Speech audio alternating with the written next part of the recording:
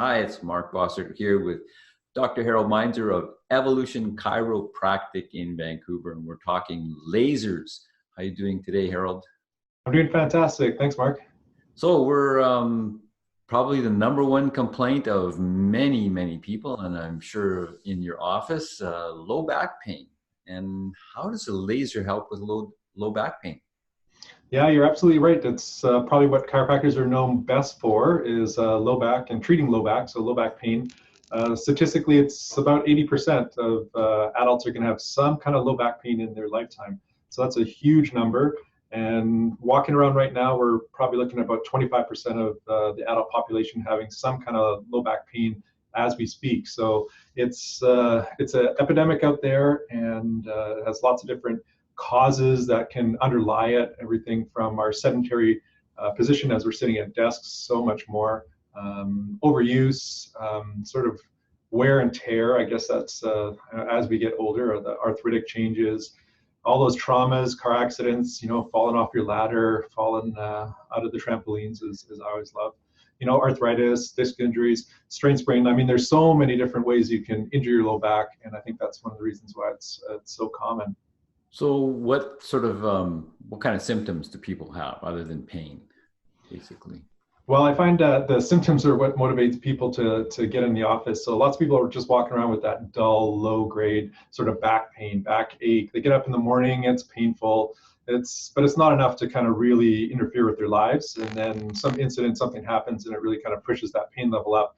And then that can get really intense. That can be that sharp, unrelenting pain. And it can even include some of that, like a radiculopathy, something that's running down into the extremities, like low back pain turning into your glutes, turning into your hamstring, running all the way down to your foot. That usually is something that grabs their attention for patients, and then they're on the phone to get in the office as soon as they can. And you'd like to see them earlier in that process, obviously. Is that a fair assumption?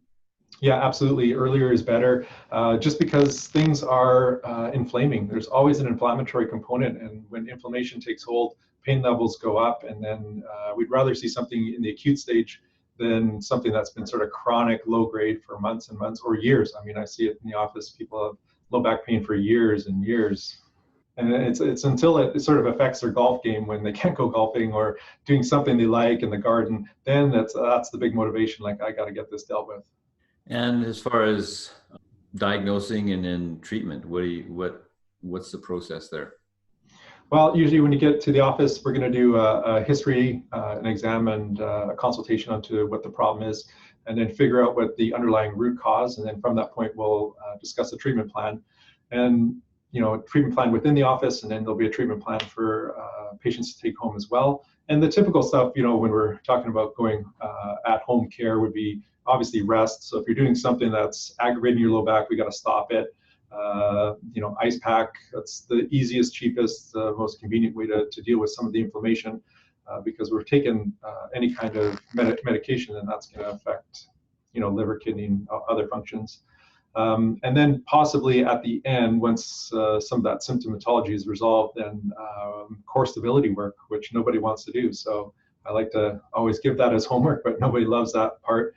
And that really is the biggest bang for your buck to strengthen up your low back, is to have a really strong core. And as far as the treatment with a laser, how does that fit into your treatment plan? Well, typically when we're assessing that low back, if there's some structure that's underlying that's causing it, that could be facets or impinged, or sacroiliac joint is dysfunctional, then we'll do some structural work, and we can do that with an adjustment. Some manual adjustments, which people are maybe afraid of or aware of, and I use some mechanical tools to adjust as well. That's very low force. And then I incorporate the laser therapy with that. That's again to reduce the inflammation around that joint, speed up the healing that's happening, and also some pain management. And if the patient has ongoing like muscle spasms and other things that I can't deal with within my time frame, then a massage therapy appointment would be beneficial for them as well. Where does the laser fit into your treatment procedures? So laser is going to be part of my treatment protocol. After we've got the diagnosis, we're going to look at the structure. So structural component, that could be facets or pelvis, sacroiliac joint that's dysfunctional. So we want to correct that structure. And I'll do that either with manual manipulation, which some people are aware of, and I also use some instrument adjusting. That's mechanical instruments that are very, very low impact, very gentle to adjust, and will shift the joint over to take pressure off the nerve if that's the underlying cause, and then create some symptom relief. And then we're going to use the laser for my favorite things. That's the anti-inflammatory effect, and then also some pain management and an acceleration of healing into that tissue. And that'll be part of our treatment protocol. Soft tissue work, I do some into that area as well, but then if it's outside of sort of my scope or expertise, then we're going to get them in with one of the massage therapists, and they can spend an hour with them, reducing all that muscle work, myospasms. And at home work, would that include, like you said, core stability work, but also stretching?